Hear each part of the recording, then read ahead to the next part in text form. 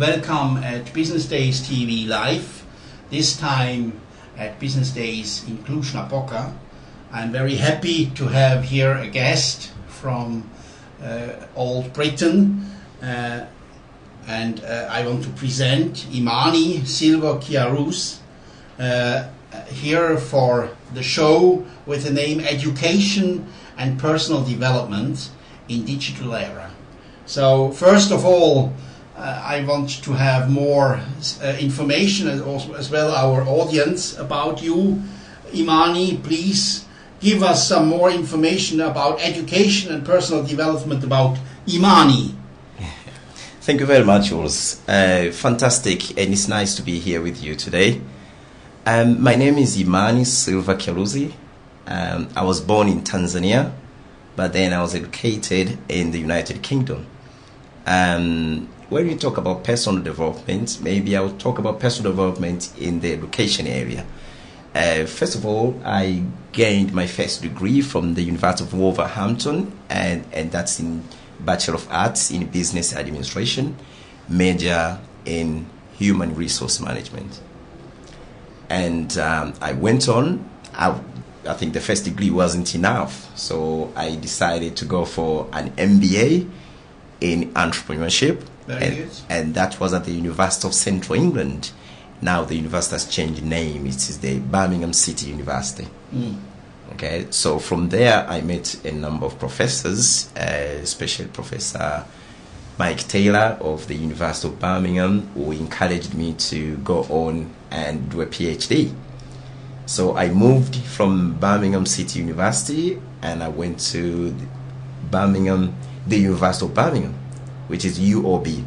Okay, and there I did the research, a PhD in business incubation and clustering.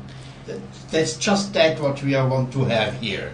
Yeah. You are here in the melting point of entrepreneurs, and I'm happy that we have you here. So Good. Many thanks. Yeah, that's interesting. So please let us start in medias res with education and personal development in digital era. What do you think about that? What is important for you about this? In which direction it's developing? This is very important to me for a number of reasons. Remember, education in the digital era has got two sides. You've got the teacher side, those who are delivering the education, and then you've got another side, those who are actually receiving that education. So we're going to have a discussion on I will give you my ideas from the teacher side, and then from the student side, the ones who are actually supposed to be receiving that kind of education. The digital era, I've got an advantage. One advantage is that when I was growing up, being educated in Tanzania from the early years, and then I moved to Britain, and then found that the classrooms were absolutely different. Okay, it was the first time I couldn't see a chalk, somebody using a chalk, so that was a little bit of a shock. But then it was a different kind of interaction. Okay, yeah, where back home in Tanzania you'd have that teacher, okay, you'd have that bit of relationship, but then again maybe the teacher will probably open a book and say, listen, this is where we are going to read today. But then here, the focus was slightly different. Okay, these are the materials, and you probably have a website, and then this is the portal. Okay, you have to gain an access to get to the portal to read those materials. Great. Okay, so materials are provided digitally. Okay, so what do we learn from this type of differences? First of all, education has been transformed so much. Okay, the student now have become a teacher, so I understand exactly how has it been transformed, the way it has been transformed. First of all, the students that we teach now, okay, when we talk about the concept of being inquisitive or critical thinking, okay, it is something that it is very, very difficult to emphasize. Giving a peer Yeah. Because the problem that they have, they've got too much information. Yeah. So the issue then is not where they're going to find information, is what information are they going to read. Yeah. So it is a selection. Are they able actually to filter, okay, and go out there and read the right information? Because everything is just out there. It's been provided for them, okay? And the problem is that it is also creating a situation where students, they find it easy to go to these comparators now, okay? So they can just go out there, put the materials, and if they think this has been paralyzed, they will go back and redo their work again. That is not critical thinking. I Okay, think this is that's paraphrasing. Yeah. That is absolutely paraphrasing. So my issue is the digital era creating more smart people, Yeah, right. or is it actually, is it actually affecting the way they learn? So learning has been made easier because the information is there, but I do not think that it is actually creating critical thinkers of the future. I like this era of criticality and this situation of outcome-oriented learning. So I really think that the British universities had over years built up a certain key competency in this field, which we can use for the future. So yeah, that's very interesting to have that worldwide, to have maybe these outcomes worldwide, and to see the good governance who can implement that for the future. That's right. The other thing that is very, very important, if you look at education, back in the 50s, 60s, the history is actually telling us, well, it was content-based. Yeah. Well, now the focus is not just about the content. Now it is content being transformed into skills. Okay, theory to practice. Okay, so the emphasis is theory to practice. But then we have another issue. If somebody didn't actually participate in the creation of those materials, or if the student cannot actually question the obvious, the materials are there. Are they actually questioning what is there? Okay, so it is the ability to question that information. It's the ability to check the credibility of such information. Okay, that is an issue. So maybe we are teaching them to check the credibility rather than critical thinking. Very good. Yeah. We discussed before in our preparation, we discussed about your thesis, about your dissertation. Yes. Of your PhD, and we spoke about social responsible projects and businesses. And my question is, what are the challenges of social enterprises? I think that's the melting point of your research you have done. Yeah, well, fantastic. My research was actually in business incubation and clustering. So I was actually looking at the incubation of SMEs. Okay, but SMEs are of different types. You got SMEs who are in private businesses, and you got SMEs who are actually social enterprises. Okay, but your question is about the social enterprises. Yeah. So if you're going to incubate a social entrepreneur, you're likely to face a bit of challenges, because most of the other guys who come in as entrepreneurs, they usually have no idea of what they want to do. They are just there to receive some mentoring services. They expect the incubator to provide them with a bit of support, accounting, finance, and things like that.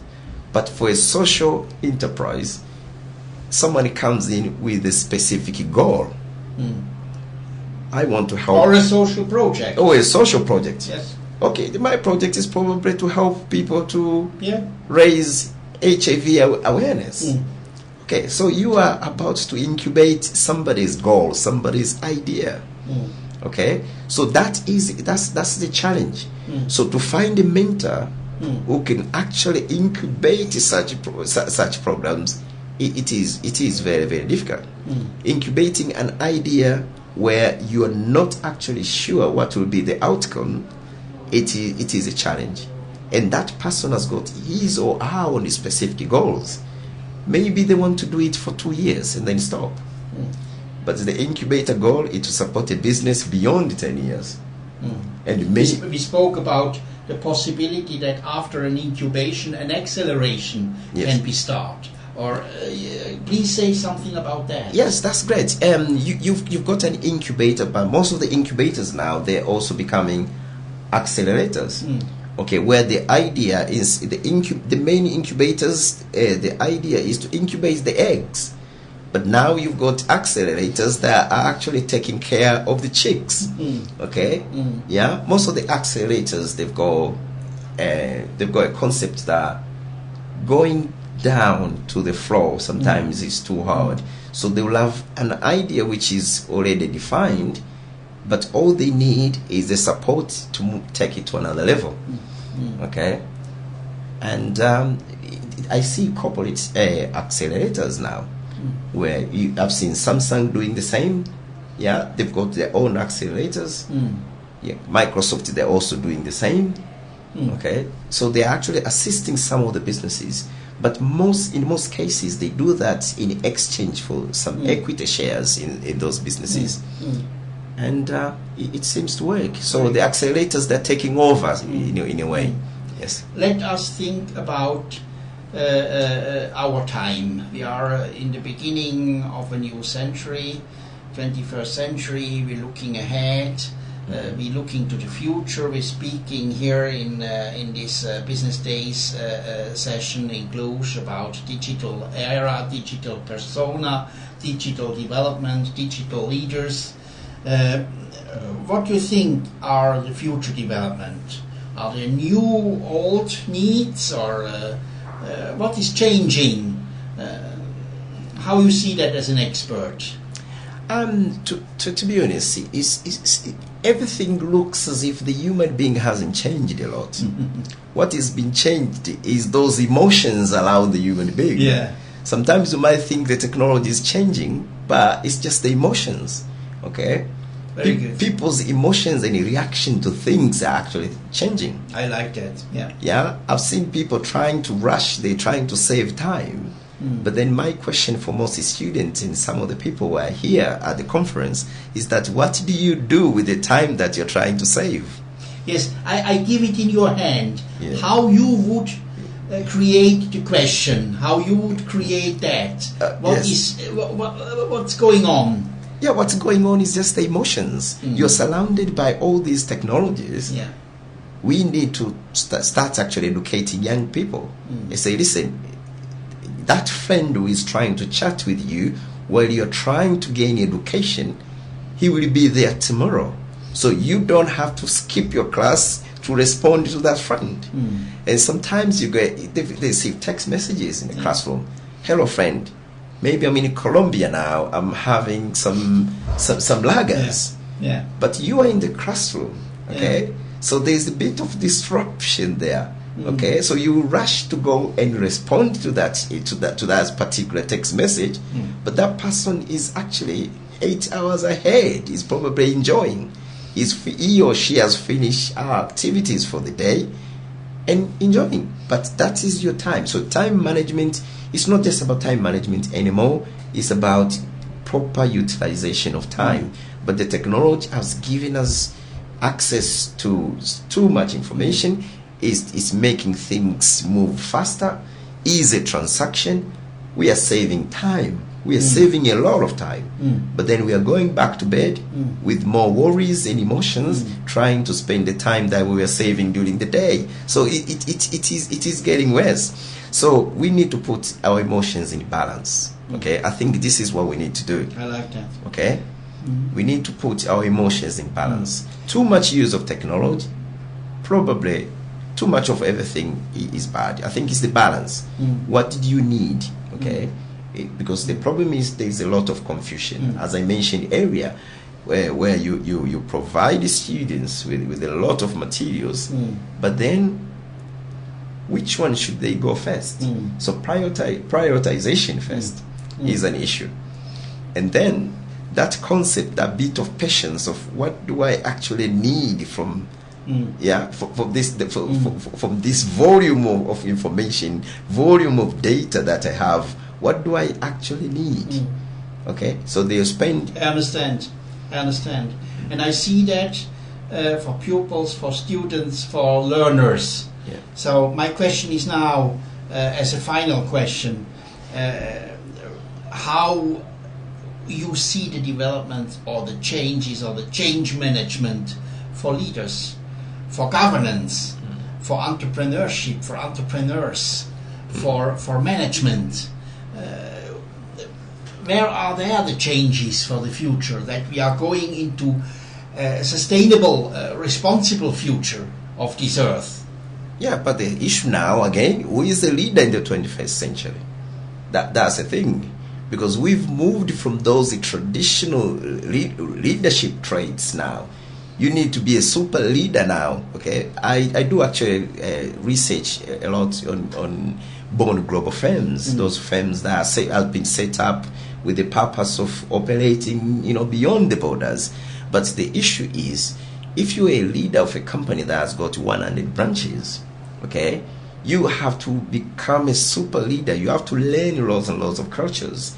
You have to equip yourself. You have to be cultural awareness. There's so many other things that you have to do. So I know people are working on transformational leadership, and they're proposing that model as the best. I know you are part of that, okay. But then we're going to probably have to have an entrepreneurial leader, okay. In terms of leadership, all leaders will have to be entrepreneurial. They have to be adaptive. They have to be able to adapt to new situations, because the businesses are not the way they are. They could change tomorrow. It could happen anytime. We've seen the case of Nokia. We've seen BlackBerry. We've seen so many other companies. Yeah, right. Yeah. So the future is not us anymore. The future is the technology. The technology decides where you're going to be leading tomorrow. You could be a leader today, and you might not be a leader tomorrow. Okay, so it is the issue of you trying to become a constant learner now. Yeah. So in terms of leadership, it's not just I'm a leader, I'm sitting in my office. You have to become a constant learner, a lifelong learner. That means you're learning every time and every day. Very good. I think this is our end, because it's so clear, so crystal clear, and I like it. So I would have that as an end phase in our TV show today. I hope we can do another show with you soon when you're coming again, because I really like that, what you're saying. I like what you have researched and your experiences. So very many thanks, Imani, My pleasure. for being here. My pleasure. Thank you very much.